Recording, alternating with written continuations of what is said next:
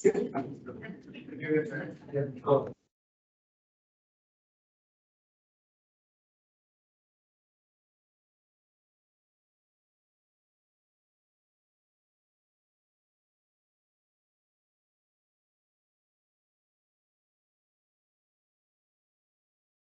know it's my time to shine. So fun. So, calling the meeting to order for the reorganizational meeting for the 25-26 school year for the of the Red Hook Central School District. If you wouldn't mind standing and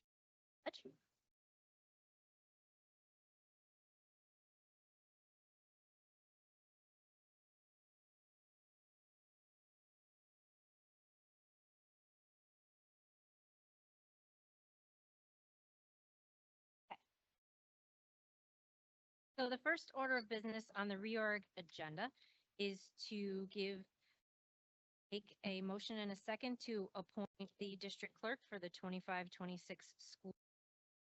Motion, please. Okay, any discussion on that motion? Okay, if you're in favor, please raise your hand, say aye.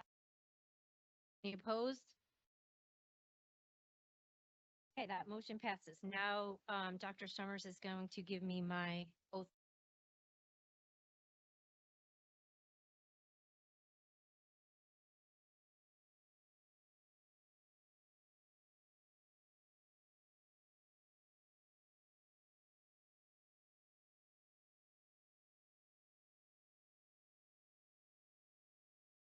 You. Okay, now we're going to move on to, I'm going to give the oath of office to Kelly Borelli and Patrick Boyd. He isn't,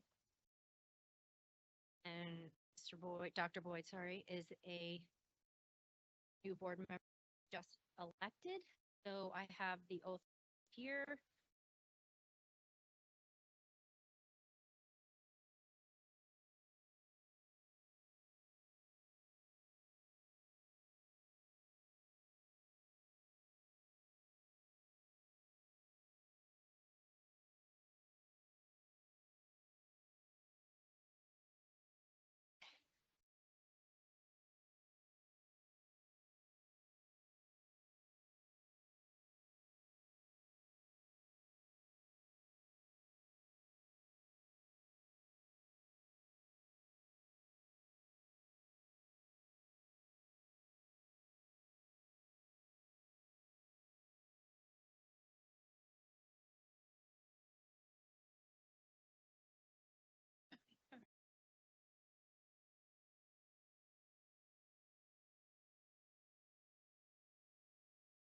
Seven board members.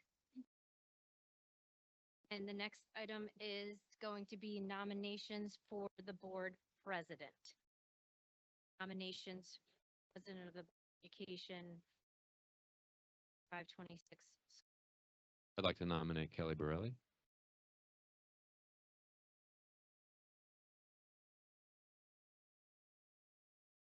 Nominations? Question? Being heard, I would like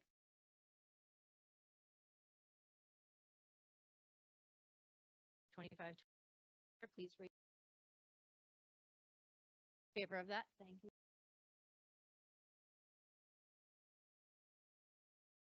Congratulations.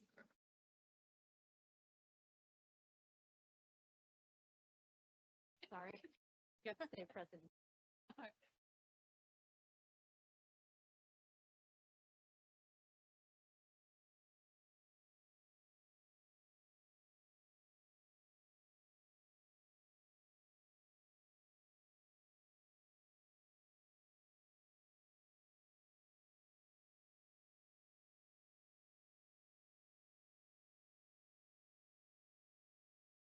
Okay, the next item of business is the nominations for vice president. If anyone can please.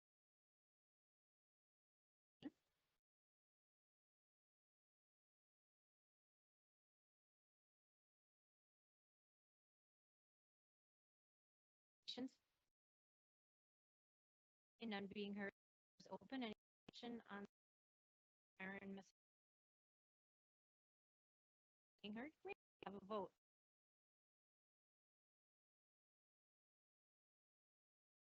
Great. All right, congratulations. Now Vice President. Oops.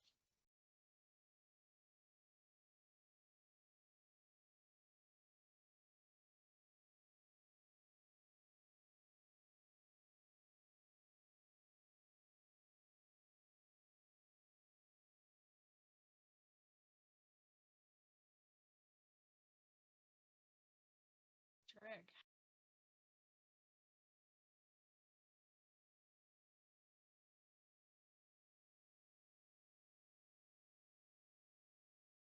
Okay. So now having a president, a vice president, and a 7-member, my meeting back over. Yep. So the first item of business will be to discuss the item J, the Dutchess County School Board Legislative Committee.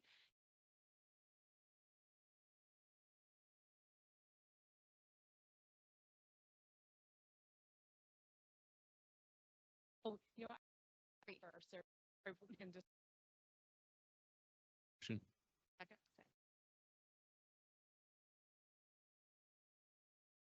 Sure. Does anyone like to?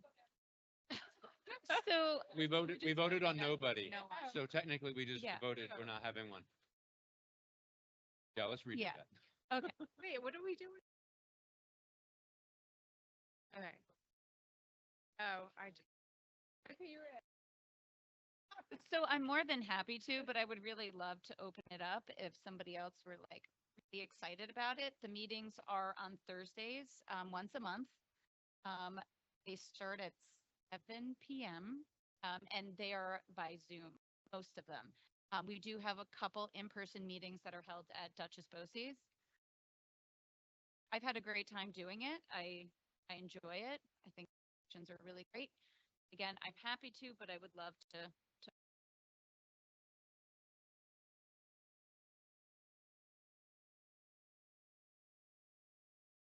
No, it's the Dutchess County School Board. So there is a representative from every public school, Dutchess County. At times, some of the superintendents do attend. We have guest speakers. We've had attorneys, had, NISBA has come and, just shared whatever a topic may be, that the committee is wanting to hear. It's a really good. Clap and runs.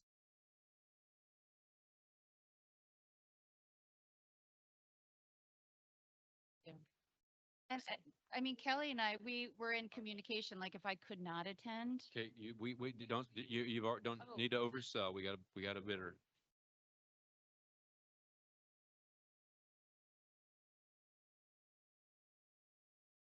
Really like great topic. We could. Yeah. Sure. I changed our mind. All those in favor of Kate and It's so fun.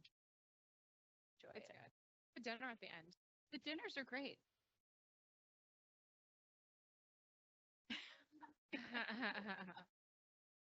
So the next item is K, Board of Ed meetings. Motion. Second. And then is there any discussion on our Board of Education meetings? I want we like to start our committee meetings a little earlier in this year.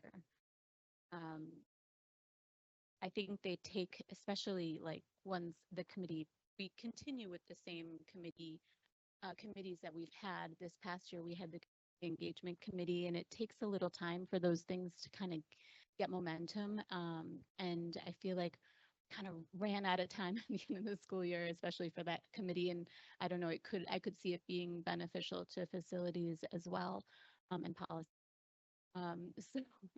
So So I just wanted to propose that we talk about the idea of starting those committees earlier. As of right now, committees start in October. So, it could even be in September, or it could be in August, after the board retreat and we've adopted our new committees and who's going to be on each committee. Just wanted to throw this idea out there to everyone. I think it's a good idea to start sooner. I mean, I don't, I mean, see why I got,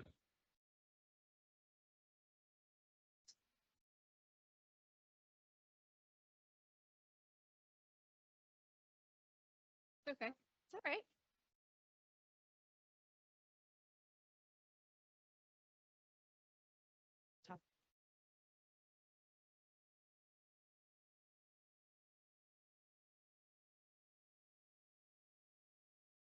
I think September would work.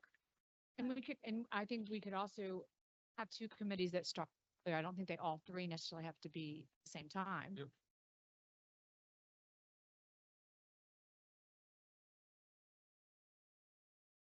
I mean, there may be, it's pretty cut and dry. I was gonna update tonight. There's not a lot of, We can discuss it at the retreat, and then if one committee of community engagement wanted to start earlier because you have something specific that you need to discuss, Mm. that could happen. Okay, I mean, be fine with that. sounds good. All right, so we can discuss it more at the retreat. So, all those in favor?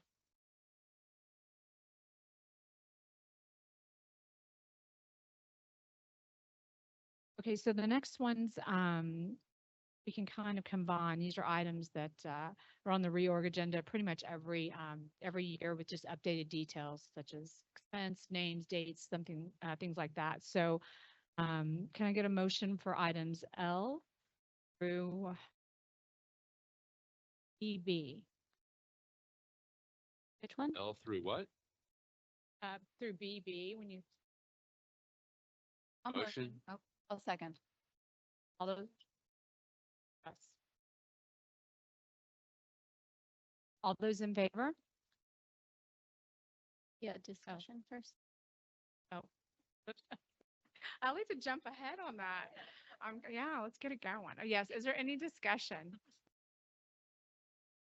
I just, on T rates of pay, wanted to, again, toss an idea out there and feel out the thinking behind the pay for the teacher aide. As listed there, $16 per hour, and just wondering if that's, if there's anything more we can do there. I know that's a lot of work, and, I just respect everything that goes into those positions. They're working directly with the students, and I'm just wondering, maybe there's some more information about why it's set at that rate. Yeah, I'm happy to answer that, Kitty. Okay, The little that'd be good, history, is that Karen. okay? Yeah, so we had raised it, if you remember, in a board meeting last year. It was $15 an hour. Minimum wage went up to $15.50. So we raised it to 16, but if the board's interested in changing that, we can certainly have a discussion. Are you talking about for returning retirees, Jen, or just in general? Well, I'm looking at the substitute teacher aide, Mhm. and then, yeah, that's the one I was looking at most specifically. These are all the These are substitute. substitute rates, Oh, correct? right. Mhm.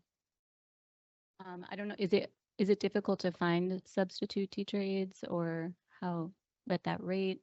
We have a pool of people. We're also starting to attract retired substitute aides, so that might be something we want to consider, similar to what we did for retired substitute teachers to come in all of our positions. If retired people come back to fill in as a substitute, if we want to differentiate that pay, it's up to the board.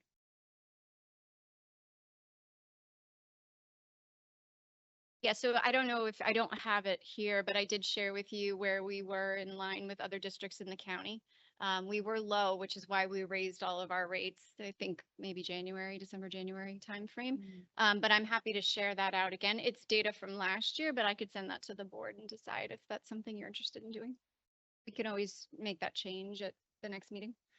Jen, is your question specifically about the aid position, substitute aid position? Yeah. And then offering a higher rate for retirees that come back as a substitute aid, or just looking at the whole amount to increase that across the board? Which is that? Substitute teacher aid, just looking at that rate. Okay, and Yeah. looking to perhaps do Yeah, if some there's more current maybe data some on background what and it seeing looks like, whether, and then yeah. bring it back to the board? yeah, that would be a good starting place. Maybe we can look Okay. at that. I would just love to see that a little bit higher. All right, think to I would attract more people, I'm Yeah. assuming is the intent. So we could look at that. Is this an increase This is an increase from last year, yes. from Mhm. last year? So could we start with that and then revisit it? Yeah. Once, Erin can do Yeah. some That current sounds homework good. on it. Thanks, Kitty. Thanks, Kitty. Okay? Okay. And as part of the feedback on that for the next meeting, it'd be helpful if you can, not to like review everything, but as you get his feedback on that specific position, take into account how that position's compensation is relative to other positions, because all of our positions and all of our employees are important. And if we start to look at changing pay for one, we need to make sure that what we're doing is in parity with relative positions with district. And because we could pick any position, and I think we probably say, oh, they should be paid more. So all of the substitute rates are on here. Yeah, So if the we whole want list. to look at it through a lens of equity, that might be something you want to consider. Instead of just increasing one substitute line, you may want to look at all of the substitute lines. I can tell you, we do have difficulty finding substitute custodial workers. That is a challenge for us, but you can see that all the substitute rates are on there. So you can compare them here. Sure.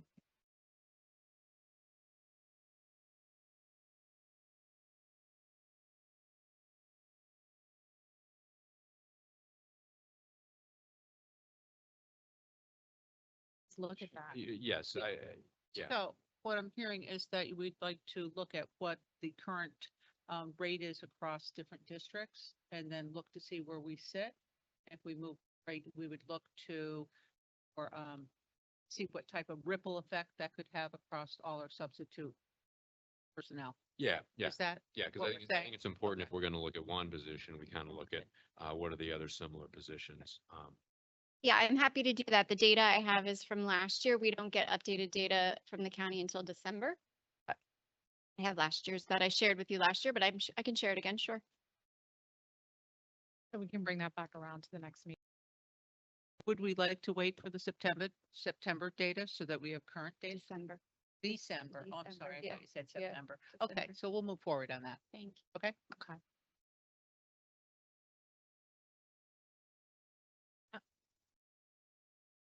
We have to approve it and then we will come back and Right, yeah. discuss it. So we have an open motion on the floor. So now all those in favor?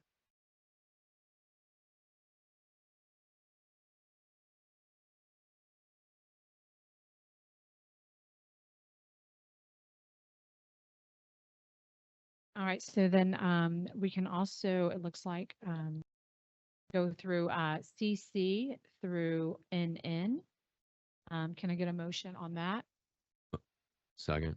Is there any discussion on that? Those?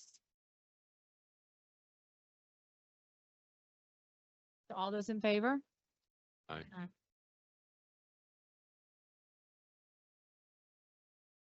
Can I get a motion for adjournment? Motion. Second. Any discussion? I'm just kidding. All those in favor? Aye.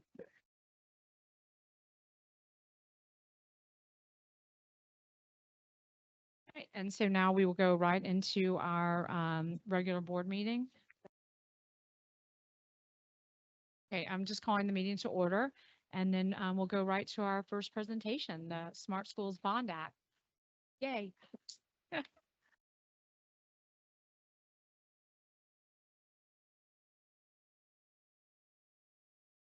Hello. Okay.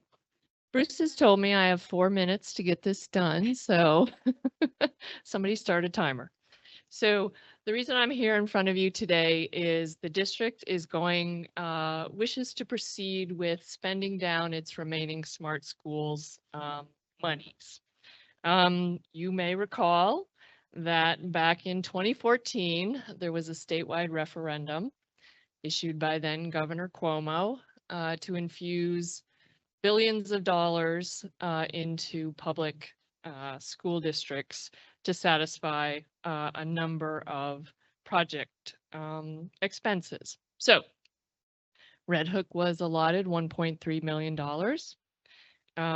We have to date spent that money on our one-to-one initiative in grades 6 through 12, and also on outfitting all of our instructional spaces with this in our cafeteria and in our classrooms, the flat panel TVs and Apple TVs. So that brings us to today where we have $43,700 sitting in our account. And we are not one to leave money on the table. So we are proposing that our third and final Smart Schools investment plan be to purchase 70 iPads with keyboard cases to support classroom instruction at Mill Road Elementary School. The cost for that is listed. We are leaving $157,000 on the table, and I think we can be okay with that. The category of expenditure satisfies the legislation under the classroom learning technology. So in my presentation that was shared with the board and the screen that's available here, give you a little bit of history about why iPads, how we first came to use iPads on a widespread basis in our elementary school. The fact that we had these devices available to us when COVID struck made it very easy for us to go ahead and issue devices to students to use at home. I hope we never are in that position again, but it was their use in classroom is great. Their use if we needed to flip over to remote learning is also great. We also have built a culture around their use. There has been a lot of professional development made available to our teachers. So it's a device and a technology that is widely in use now and quite successfully. So the reason why we chose to do this iPad proposal is we've basically got students in grades 3 through 12 covered with our one-to-one MacBook initiative. And in speaking with Dr. Brian Boyd, he felt that there is still a need in this building for us to build out that full complement of iPads that we had in place. We've built additional tools around instructional technology use, which again bolsters their actual usage, ease of usage. So we brought on board a single sign-on platform last year, ClassLink, and our elementary grade teachers and students just print off a QR code for each student's login ID. They hold the iPad camera up to that, logs the student right into their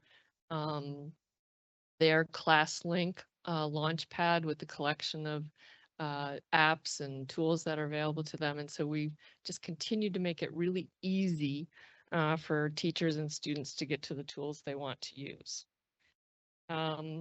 So let's see, where are we? What number are we on?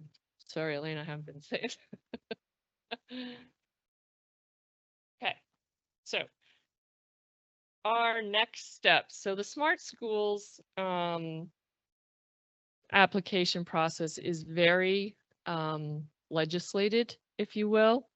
So the first step is what we're doing right now. I am coming before you with a preliminary plan. That plan will then be posted on the district website. And there will be an opportunity for written comments. After 30 days passes, I will come back before the board.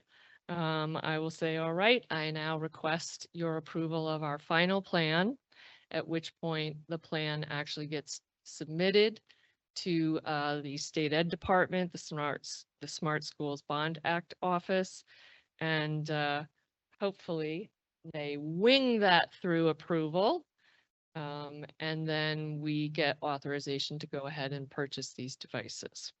So my final slide for timeline is, I think, achievable, might be a little aggressive, some might say.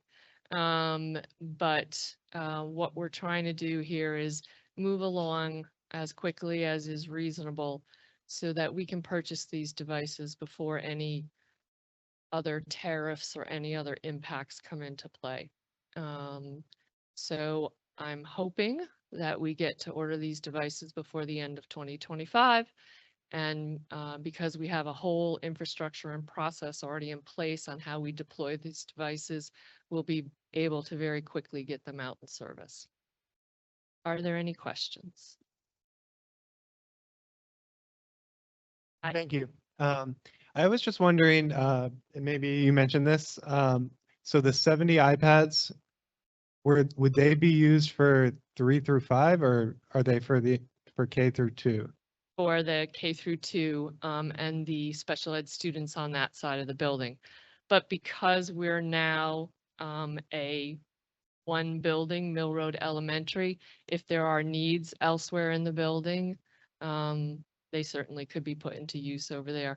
Right now, the 3-5 side of the building is pretty well covered. So they have MacBooks and they do have a shared cart of iPads so that if a teacher wants to do a project where an iPad is a more useful tool, they have access to that. Do you envision a similar use in that way on the K2 side, or I guess because I know they have a computer lab with iPads currently. Yep. So what would what would those 70 iPads fulfill? What need? So in addition to the computer lab, our goal is to have grade level sets on the K2 side, pre-K2 side, and or classroom sets, depending upon how they divvy out. Ideally, I think we want to go for those grade level carts because that way a teacher can bring the cart into his or her classroom and have all of the students in that classroom do that. And the teachers here there's a long history of them sharing carts like that. So does that answer your I question? have a quick question. How does this come into play with the CBT? These devices? So we did the computer-based testing over on the 3-5 side using the MacBooks that we had so 5th grade, we rolled out a 1-to-1 MacBook initiative this year. So all those students had their device. And then we rotated, Brian worked the schedule out such that the other grades 3 and 4, we tested 2 classes simultaneously. We grabbed the carts from the other grade levels, so it was a huge help. Right now, in terms of student testing on the pre-K2 side of the building, they do the NWA map growth tests, and they use the iPads for that because the case that we purchased has an integrated keyboard, and it's basically the same size as a MacBook keyboard.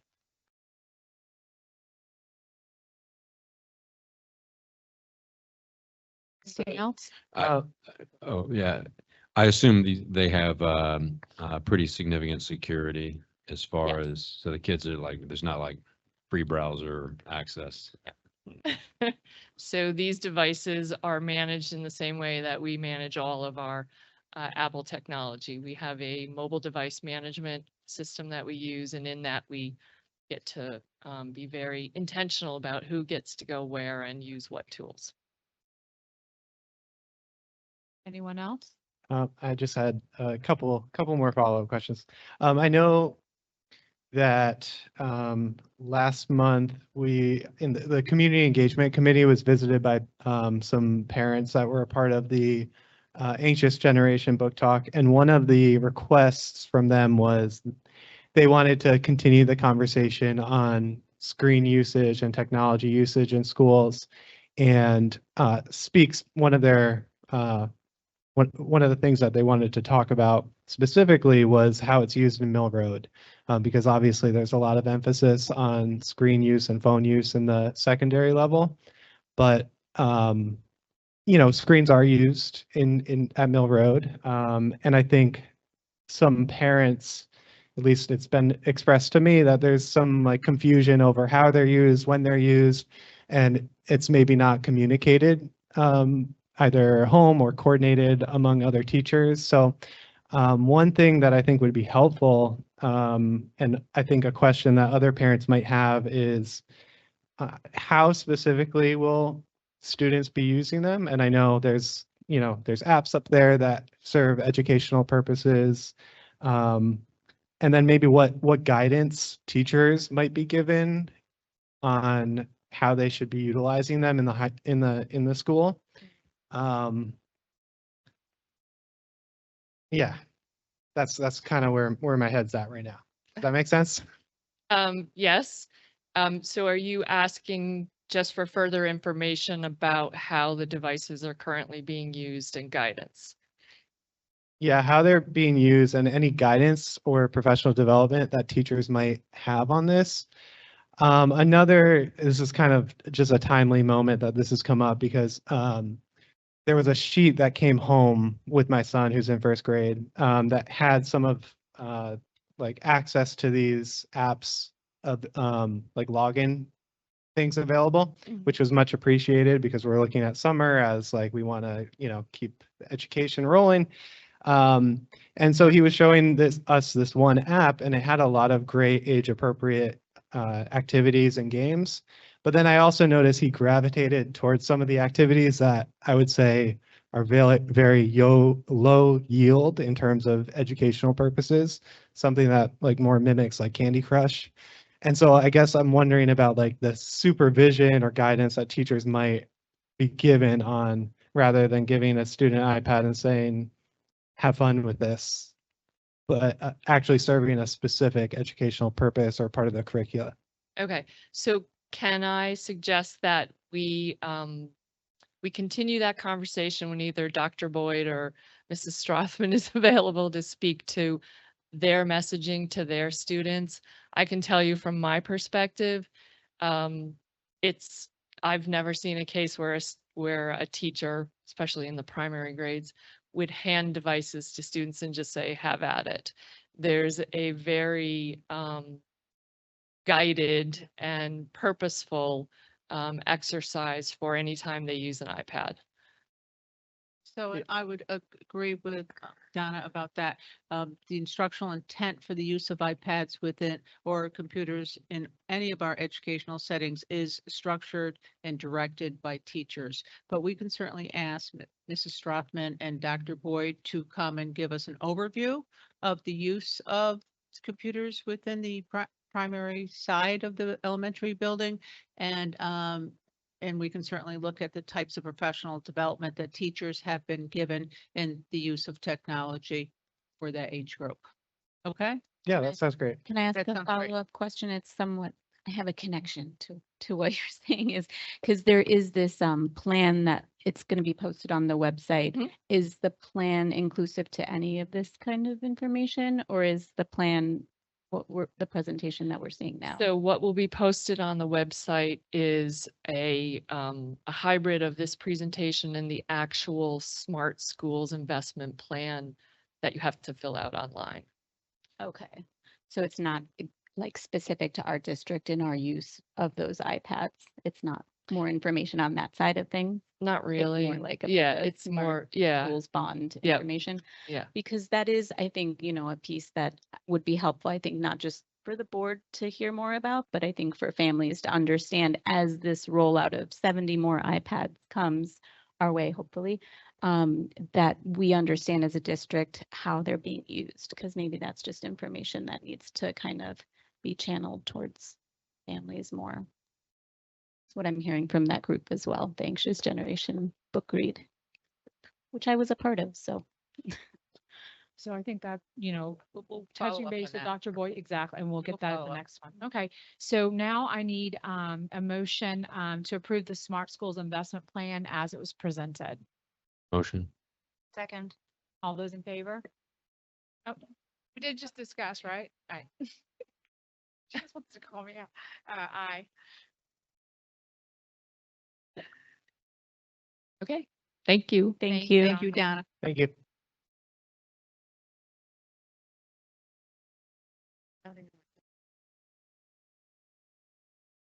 Okay, at this time, we have the recognition of visitors. Anyone that wishes to speak, we ask that you state your name, and everyone will be held to 3 minutes. We ask that you not use the name of any children for safety reasons. Is there anyone that wishes to speak at this time?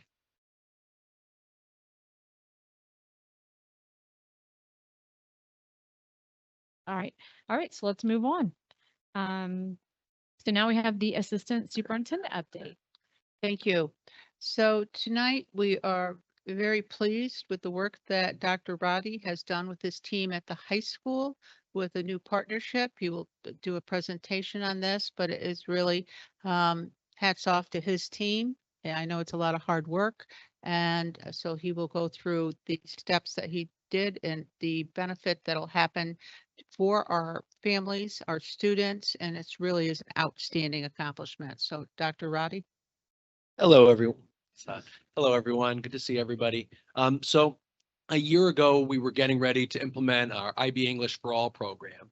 And we were really excited. And this is kind of me reporting out a year after the fact to kind of give an update on everything. The short and fast is it's going very well. We're very happy, but I'll get a little more granular. And also have some exciting new information that I'll share towards the end of the presentation. So we began this journey because we know that the world is changing and the skills that our students need is evolving with the world. You know, it's no longer about just learning content, but learning skills, critical thinking, innovative problem solving, working with others. And we really identify the International Baccalaureate as a program that really gets to the heart of all that. And we've had the program here for over 20 years, but it's only been a certain subset of our students that have really engaged on that. So we decided after doing extensive work and studying, visiting other districts, to move into an IB English for All. And on the next slide, we have a quote that I'm going to put up.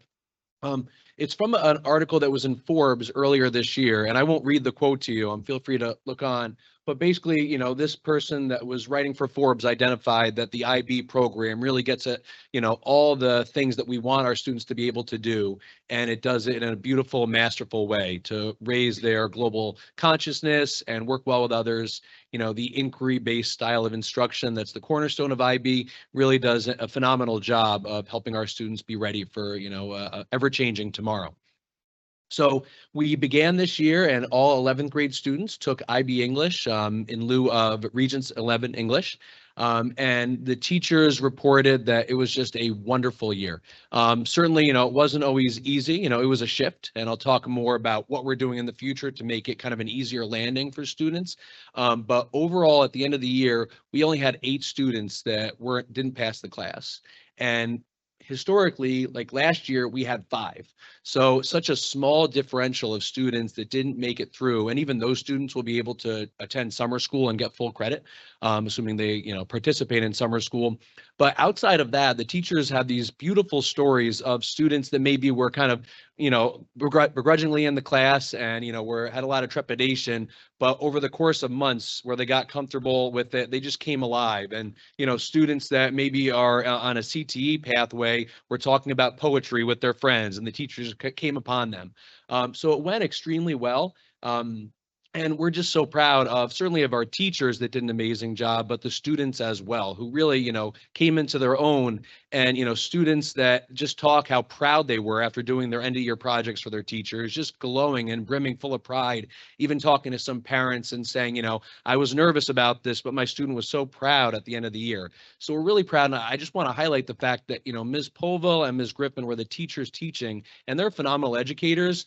they don't give out grades as gifts. If anyone here has ever been in their classes, certainly they make students work. So when I say the students were successful, it's because the students worked hard and they were successful alongside fantastic teaching. So next year it'll be 12th grade as well, because it's a 2-year class. So this 11th grade cohort will move into their second year, and our 10th graders will start their first year in 11th grade. But we're taking steps to strengthen it moving forward. So our 9th and 10th grade English classes are electives right now: sports literature, literature and film, a lot of great, exciting classes that allow students to have some choice, and really hopefully awaken that love of reading we want to cultivate. Those teachers are all going to IB training. A lot of them already have. So we're going to spiral down those IB skills in a way where 9th graders and 10th graders are going to be doing similar activities in an inquiry-based learning style. So they're really ready to hit the ground running in 11th grade. So I just want to talk overall to the IB program. I mentioned before, historically, it's been really kind of a very small subset of students. By making this change, and there's been some other structural things we've done. We had a parent night for the IB program. We had a student meeting for students interested, but we've seen our number of students that are going full IB diploma double in the last year. And if you look at, this current cohort that just graduated, the class of 2025, they had 23. 23 was the most that we've had since even before 2018, where, in the, late 2010s and early 2020s, 15, high of 20, 23 this year. But this current junior class that are rising seniors, there's 36 of them that have opted to go full IB, and 35 rising 10th graders have opted to go full IB. And that entails a lot of work that they're essentially volunteering for. You have to take 6 IB classes, perform a service project, write an extended essay, and take an additional theory of knowledge class. So we're really just seeing this kind of permeate throughout our building in a really positive way. And if you talk to a senior that's graduating, that's earned this, they will say it's rigorous and challenging, but they really look back on it as a formative time in their lives. So we're very proud of this growth. Yeah. Yeah, a question on the data. You give projected for 26 and 27. If you look back over, say, the last 2 or 3 years, going into their junior year, how many students initially were planning to go full IB, and how many of them completed that versus dropped? It's very rare. I think I don't have the hard data, but in talking to the teachers, maybe once a year they'll have someone that, decides not to move forward. Right. But this current junior class, we started the year with 35 kids or 36 kids, and we're ending the year with 36 kids. So Okay. they finished their full year and they're all moving on. And, when you look at the historic data, that average number of students that maybe are your highest achievers, not all of the 36 and 35 students maybe would consider themselves those same high achievers, but all of them have been successful in this first year. So we're really proud of our good. students in that case. Good. Yeah. So- And then I had one other question. You mentioned that 8 students failed versus 5, for the prior year as a comparison. Did you look at grade distribution and, A's, B's, C's, D's, and was there any? I haven't done a hard analysis because the end of the year just ended, so I Right. haven't been able to dig into that data. I believe that some kids excelled beautifully the way, they always have. I think some students that might be in the middle might not have been quite as successful, but I really view it as the experience that they're getting, is so much more important than maybe going down 2 or 3 points. And I'm not saying that that is an overall trend, but even if it was, one of the things talking to students when they're saying, this is challenging, Mr. Roddy, and when we really have that conversation and say, why is it challenging? And we say, is it the amount of assignments or what the level of text? A lot of it came down to the time management piece that, I get assigned this project and it's due in a month, and, then it creeps up. And I think that skill is so important for our graduates. So, by going through this and developing that skill, I think it's crucial. I'll be really interested in the data you're talking about. I can certainly put together.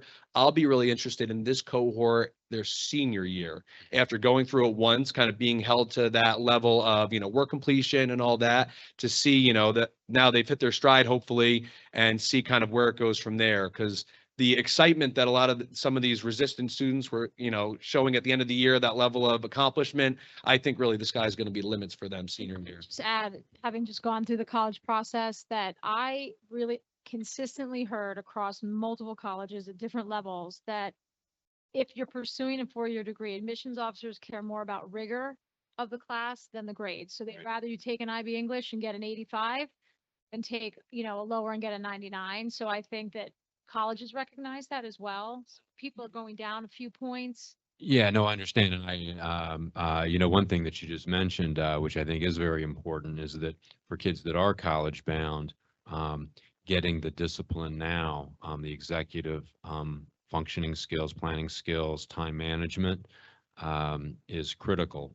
I learned that my freshman year the hard way in college, but no, I think that's a very good aspect of this. So. And a lot of our students that graduate and come back and, teachers or myself ask, how are your classes? Those that have gone through the IB program are like, oh, it was a breeze. IB was much harder than this. But even to your point about, those students going to college, I had a student that I was talking to that wants to work in the excavating industry. And they were like, how's this going to impact things? But at the end, talking about understanding a deadline and project management, so important for any field. So I'm really Yeah. proud of all our students that are in this. Yeah. Just to make one other connection, bringing it back to the rater profile, I had this conversation with Mrs. Griffin. I think what she observed a lot of too was in those classes, kids supporting kids in a way that they hadn't before. So maybe some of the kids who were, destined for full IB were paired up with kids that maybe were struggling a little bit. And there was so much, personal development that came out beyond a grade that I think just like really affirms the rater profile. And that is like the soft side of this, I think is really, really important, just in and above the actual grade, like a lot of beautiful connections with, maybe the kid who's always getting A's in English, helping the kid that struggled, and pushing each other forward, a lot of that. So. Absolutely. And I think it also too, I also just went through this with my daughter, but the relationship between the instructors, the teachers and the students, how do you approach someone? How do you talk to that person about what can I do better? They're always available. So I just think that was a real strength as well. The teachers are the strength of the program. They're Yeah. absolutely incredible. Yeah. Right, so if you want to go to the next slide. So I'm thrilled to announce, historically, you could go to college after taking an IB class and maybe get college credit depending on the score you got at the end of that class. The IB exams are on a 1 to 7 scale. A lot of colleges require some a 5, but a lot of 6 to be able to get credit, and some colleges don't recognize it at all. So we're happy to announce a new partnership with SUNY Dutchess starting this year. We are going to be able to consider all of our IB English classes dual enrollment classes. So a student that maybe isn't a great test taker will be able to go through the class, and if they pass it, they can earn SUNY credit for that class. So it's something we're thrilled with. If you want to go to the next slide, some more information. So, there are some nuances. So SUNY Dutchess requires that to get into their first year English class, their 101, a student has a 78 on the Regents or a 78 in English. And a lot of our students have a 78 in 10th grade. So they're all good on that. But any student that might not walk in with the 78, we're also going to be allowed the second semester to count. So we can tell a student, well, you're taking the Regents in January. If you get above a 78 on that, or if you work hard the first semester, get above a 78 there, they won't skip a beat and will be able to get that credit the second semester. In their senior year, they would get the 102 credit for that class as well. Certainly have to pass the class, but we're very excited for this. What about the students from this year who didn't have a 78 in 10th grade? So the students that were in this cohort that are juniors now, I'm still working through the college. I don't think they're going to retroactively give credit for that. It's something I'm advocating for, but because they have their process and they need to essentially vet our faculty and get our faculty signed off as adjunct. Yeah, so our faculty members have to send their transcripts and their resumes and go through a vetting process, which I think is a little extreme, but that's the college rules, and other colleges I've worked at in past districts have had similar requirements. So I think that, my goal is to maybe advocate to see if our going to be seniors can get full credit and consider first semester senior year at 101, second semester senior year 102, which would make them whole with the same amount of credit. But I don't want to stand up here and guarantee the college is going to agree to that. It makes sense to me when I say it like that, because they do it in one semester at the college and for the 101 and another semester for 102. So I think intuitively, I would hope they would consent to that. because we want to advocate as much as we can for these It would be kids. interesting to see too, if the region's grades increased at all. I don't know if there'd be any direct impact. Yeah, it's, You know, it'd be it'll be interesting. I Yeah. mean, you know, because a lot of our students are going in, already having, you know, above a 78 in 10th grade, it'll be interesting to see the students that don't, you know, kind of to track them and their regents' performance to see. There'll be a lot of good data that'll come out of it. Oh.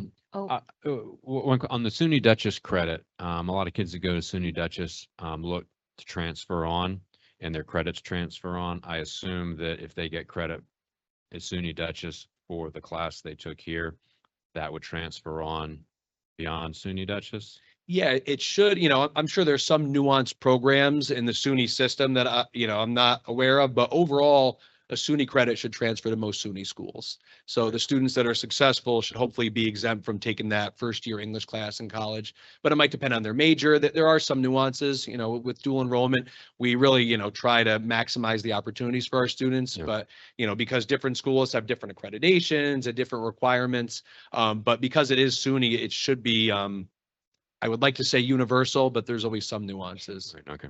So are we looking to expand this partnership? I mean, this is one class and it's great, but are we looking into more? So I think the answer is we always are. This past year, we had two new dual enrollment classes through SUNY Dutchess. So our mind, body, wellness PE class is dual enrollment now, and so is psychology, which hadn't been in the past. So we're seeing growth. I'm hoping that by virtue of this, it'll get, you know, that ball rolling more and more. So I think it would be powerful, and I would like to see that.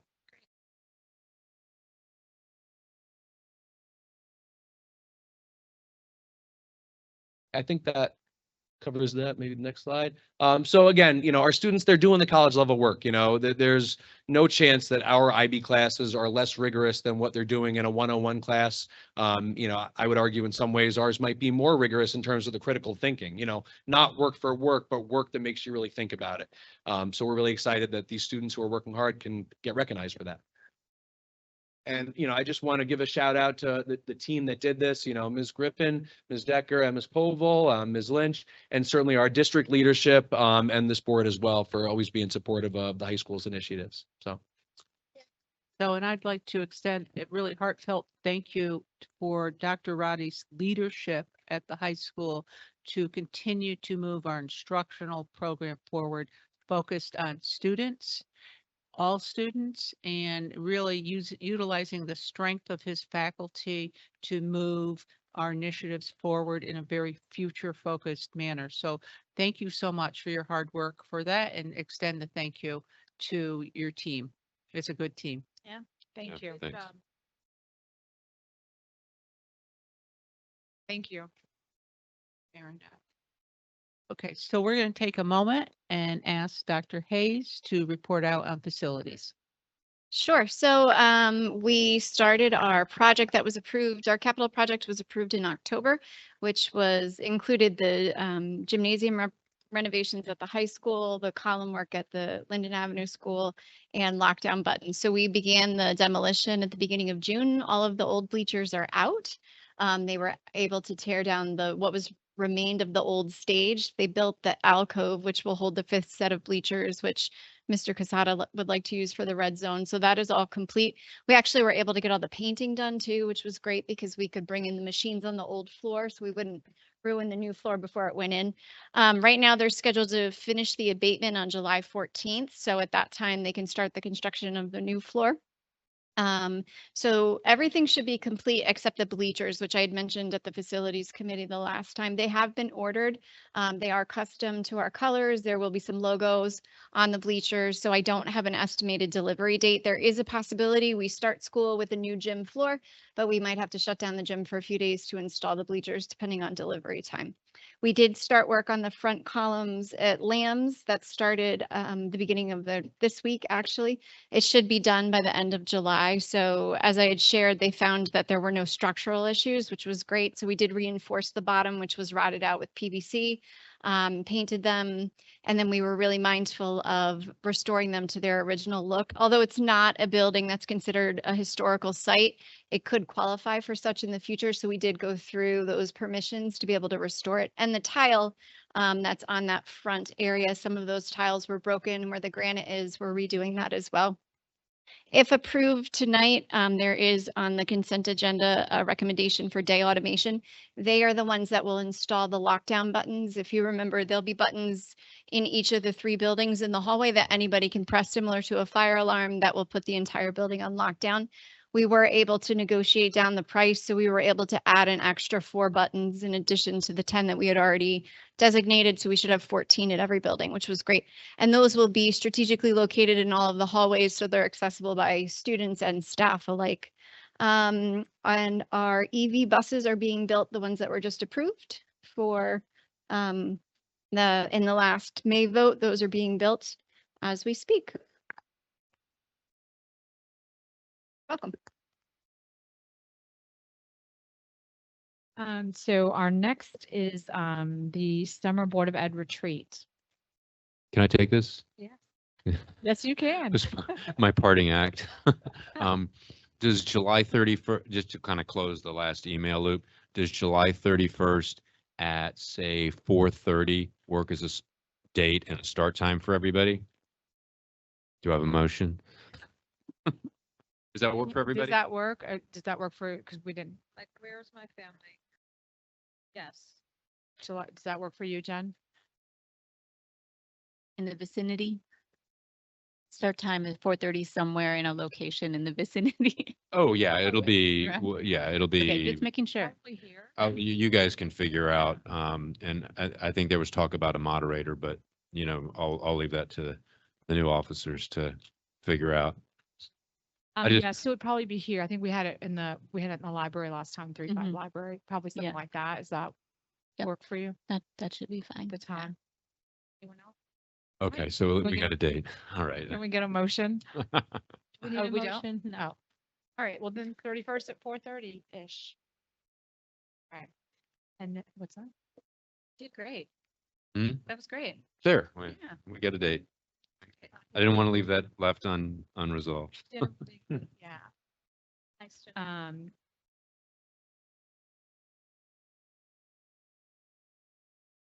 6, insurance renewal. For the board. This is about the existing insurance. There is an increase for the same coverage, but I think Bruce can answer any questions on that, right? Or Sharon? I'm not sure if anyone if y'all went through that, if anyone had. Bruce had run this by me and explained it to me, and I think, Bruce, it might be helpful if you just gave the board like a quick 60-second or whatever. Because there were 2 options to consider. There.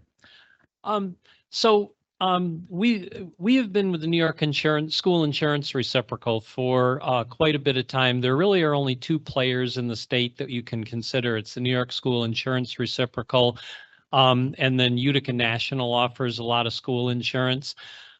We have really been believers in the New York School Reciprocal. They have been experiencing some measure of fiscal difficulty over the last couple of years, primarily because of the Child Victims Act. But they still would appear to be the better of the 2 choices. We did attempt to shop.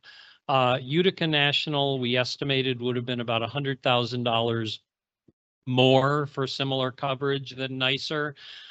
We did attempt to shop. We probably couldn't have locked down a Utica National deal before July 1. And at the June 12th board meeting, we still didn't have the nicer renewal either. So you all gave me the authority to re-engage the nicer when it came through. It did come through at a fairly substantial increase. We will be slightly above budget, but not too much above budget. And we will be maintaining the coverages that we have historically had. And we'll continue to watch this as time goes by. So with that, I would take questions.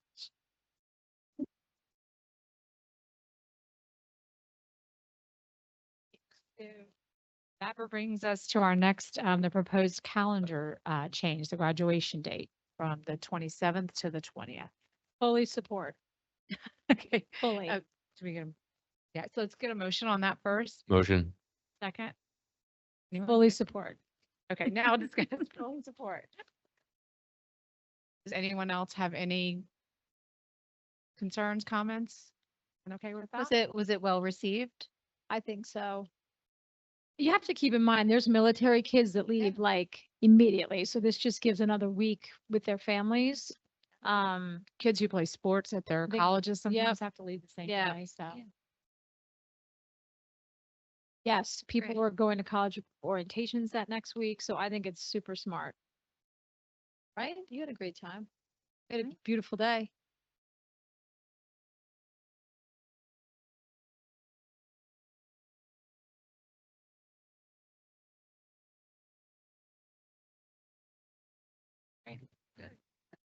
So all those in favor? All right. All right, and that brings us to our consent agenda. Items 1 through 16. Can I get a motion? Motion. Second. Any discussion on any of those? All right, all those in favor? Aye. Aye. Are there any opposed? I'm going to abstain just because I haven't seen any of it. Okay. So I don't want to vote on anything I haven't read.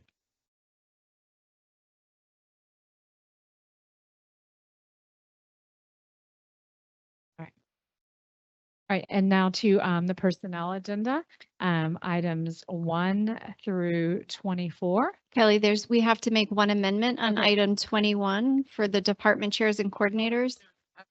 Oh, go ahead. Okay. Are we up for discussion? Okay. Yep, So sorry. thank you, Dr. Wait, Hayes. Wait, let me get a motion in a yeah, second, then we'll that's- discuss. yeah. Can I get a motion on That's what I was waiting for. the personnel items quickly? Motion. Second.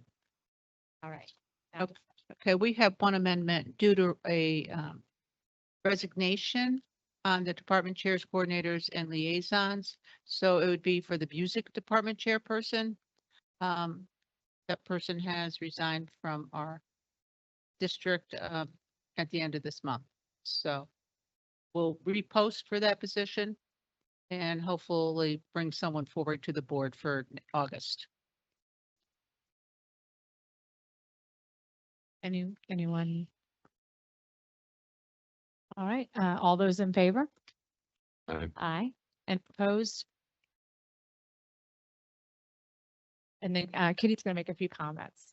Yeah.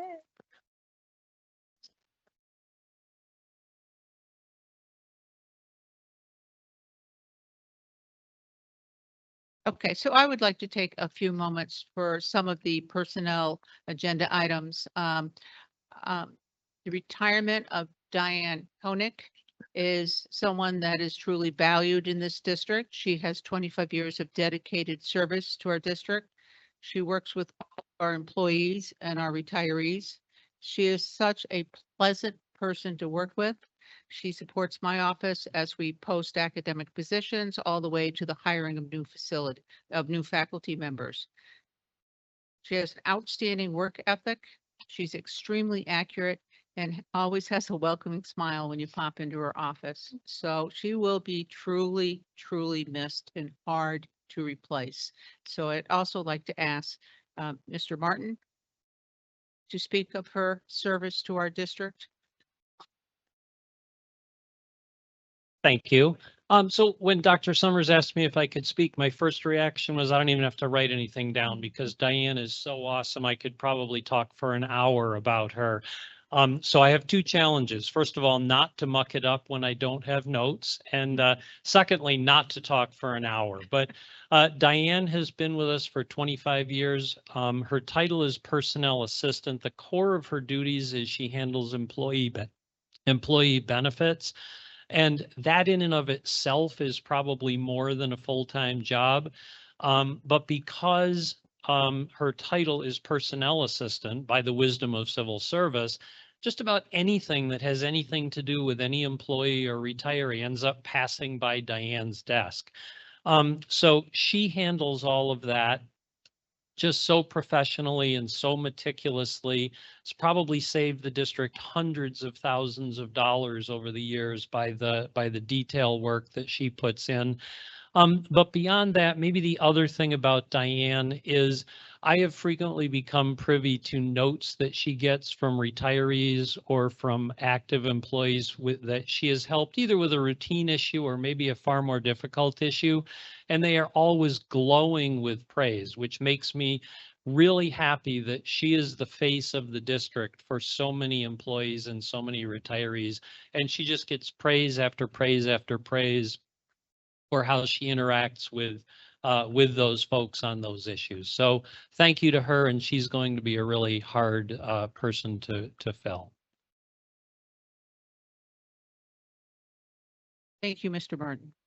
I would also like to spend a moment to talk about Matt Funicello, who has been with our district for 11 years.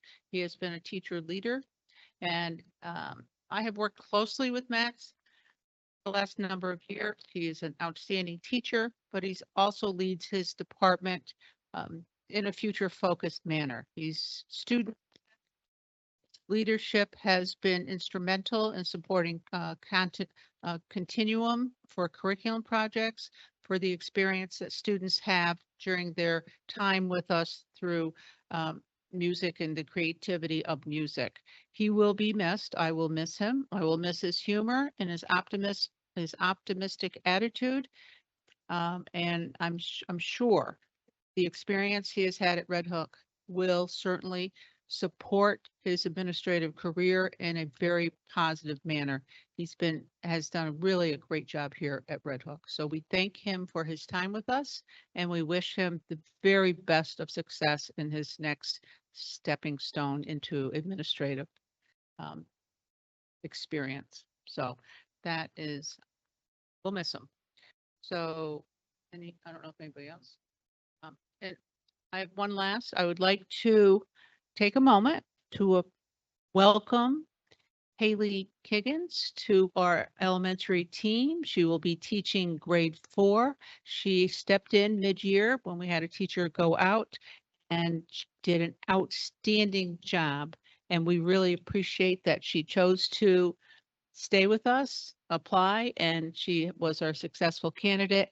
And we are so pleased to welcome her to our district. She will make a true impact on our students and our faculty, and we're just thrilled to have her. So welcome, Haley.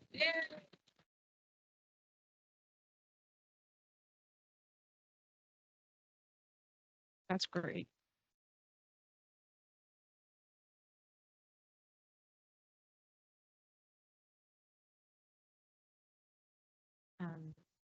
Congratulations. So next we'll do policy review and approval. I'm going to divide this up just a little bit. So if we can get a motion for items 1 through 5. Motion. Second. All those in, oh wait, do I need to discuss? Yeah. Is there any discussion on 1 through 5, policies 1 through, numbers 1 through 5? I'm just going to abstain again, just because I haven't read any of them, so I don't want to. All right. All right. So all those in favor? Aye. All right. And then we will go to item number 6, which is the second read and approval to the new policy 7316. Can I get a motion for that? Motion. Second. All right. Is there any discussion on that? I just wanted to make a few suggestions for that policy. I know this is a new district-wide policy, and with adopting this, we're abolishing policy 7312, which is specific to kindergarten through 5th or pre-K through 5th. So for that reason, I just wanted to make sure that it's clear that this policy covers the whole of the district, and wanted to suggest that we make add some language into this that states that. So instead of it just saying students, that it say like pre-K through 12th grade students, or a district-wide policy or something like that, that at least designates that more clearly. So that was one suggestion. The other thing is that in this policy, as it reads right now, it only really gives a plan for what the middle school and the high school students will do with devices, personal devices, by putting them in their lockers. But it leaves out what the plan will be for pre-K through fifth grade students. And since they don't have lockers, I think we need to kind of be specific in saying what will happen with their smartwatches or whatever they might have. So I just wanted to put those two things forward to everyone. Yeah, and I just had a quick question. This is probably for Mr. Roddy. I've gotten some direct feedback from students that nobody uses their lockers and it will cause people to be late. You think that's nonsense? Or I know a lot of kids travel, right, but like there's a lot of last minute rushing to use their lockers. Just have to use the microphone. I think it is accurate that the students don't use their lockers, but everyone has a locker with a combination. I think that the first morning or two, when the students have to, kind of retrain themselves to use that combination, it'll be an adjustment. But based on the policy, they're not allowed, and this is at the state level, they can't even go in and out of their lockers and check their phone during the day. So it's literally going to be, you walk in the door, you go to your locker, you drop it off, and then you go to class. So I think that, we release the kids in the morning at a certain time. If we see that causing a backlog of, everyone at their locker at the same time, I'm sure we could release them an extra minute early or something. But I think, the way the kids walk in to just stop at a locker real quick, drop everything off, I don't think it's going to cause an issue. I would encourage students to utilize their lockers more because these poor kids have these huge backpacks. Time issue? They don't feel like they have enough time in between? I don't know. I think that maybe during COVID, people weren't really supposed to use their lockers because of being in proximity. So these students lived that and just kind of never walked away from that in their minds. No, they all have like back trouble with. Yeah, Yeah. no, I understand what, It's like, when's I understand what Kate's saying. My daughter said she never uses her locker because, yeah, because it's like a long walk to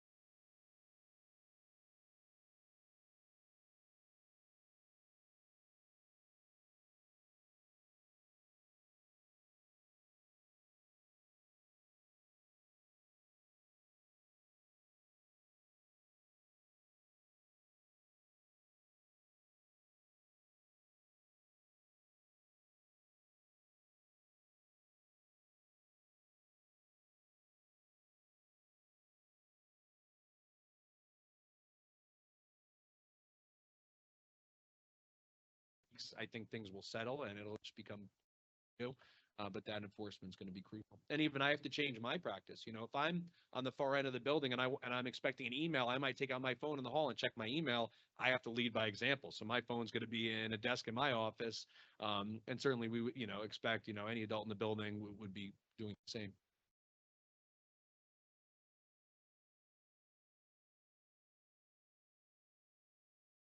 Technical side of the house, we are doing a major shift in how we've provided wireless access to students in our building. So many of us have cell phone plans where being in these concrete bunkers that we call school buildings, you have very little service. We are going to set up our wireless access such from bell to bell. There is no open network. There is no ability for students to connect personal devices to our wireless, which is not me saying they're not going to be able to still connect using their data plans, but it is going to be a big shift in practice from the way issued personal wireless IDs to students, allowed them to connect personal devices.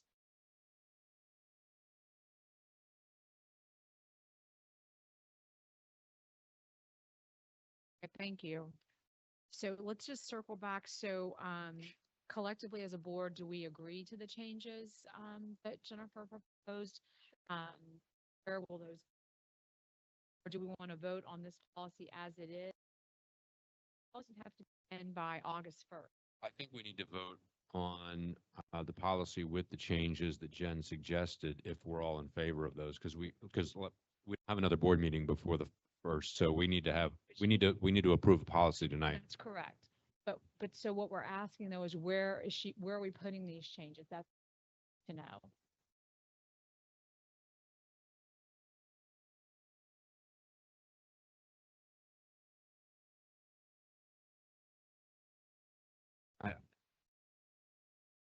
So use of internet-enabled devices during the day for pre-K through 12. Yeah. That's the subject.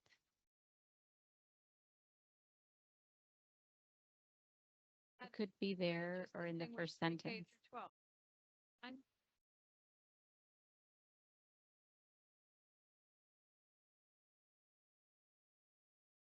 Just use of internet-enabled device.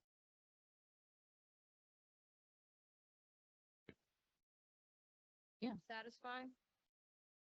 And what was the?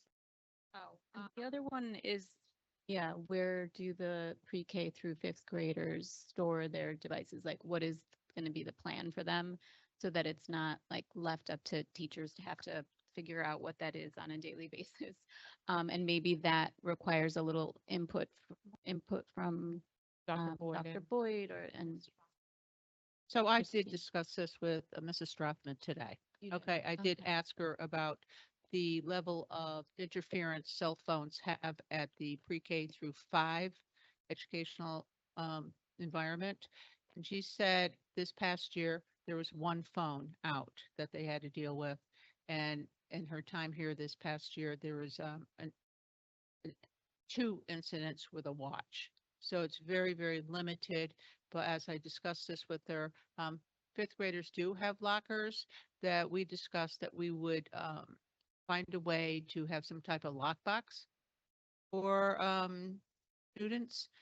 We do need to discuss this further with Dr. Boyd, but the understanding was that it would be clearly communicated to families what the expectation was with this policy, and also that there would be some system put in place.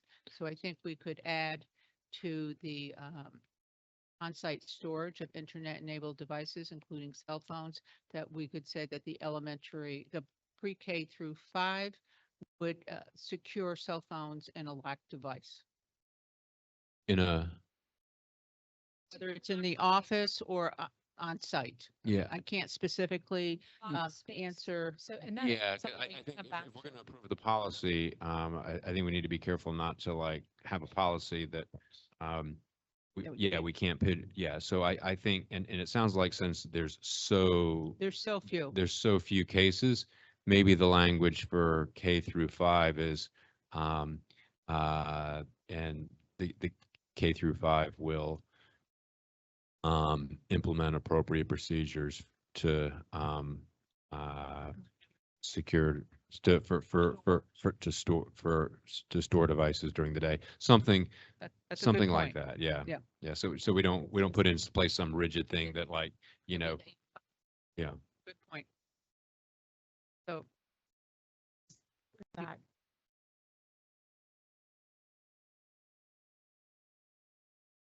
Yeah. I think that's, I guess then it just leaves it open to like, well, what's appropriate and who's making that call? I It- think, it could I be- think, Is it Dr. Boyd that's making that decision like, just to make sure we're clear, because is it the teachers that have to make that decision on the fly when these things present themselves? And I don't think we should also base it on how many incidents there have been. This is a policy that just needs to be in place, just, you know. yeah, since they don't have lockers, and I don't think we want to get lock boxes for that's Yeah. true. how many classrooms throughout the building. There. I think that Dr. Boyd can probably develop an appropriate policy. And I think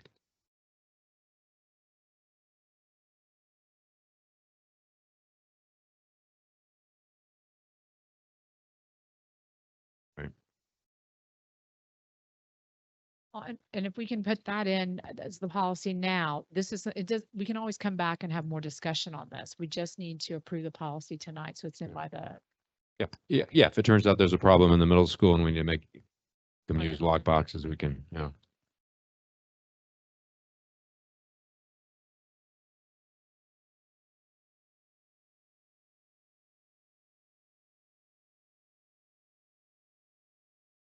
That's for 6 through 12. And I think we could say for K through 6 through They do have lockers, but they're in their classrooms, and they just close. So 5th through 12 will use lockers. students 5th through 12th who have access to lockers will store them in lockers. Oh, they're just like locked. So 6 through 12. They have lockers. And then for K through 5, the language that was mentioned earlier. Right. And then we can touch base with the building administrators and if there's any changes that we need to make. Anything else? All right, do we have a motion? I mean, Yeah. all those in favor? Aye.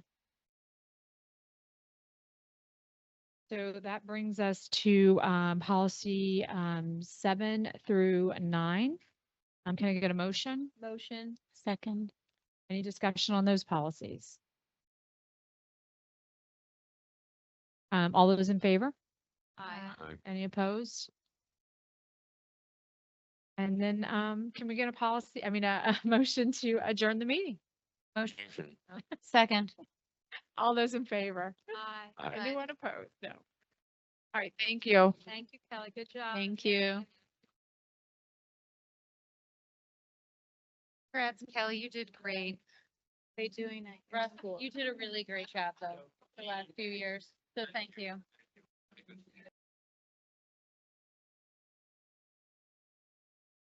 Oh, geez.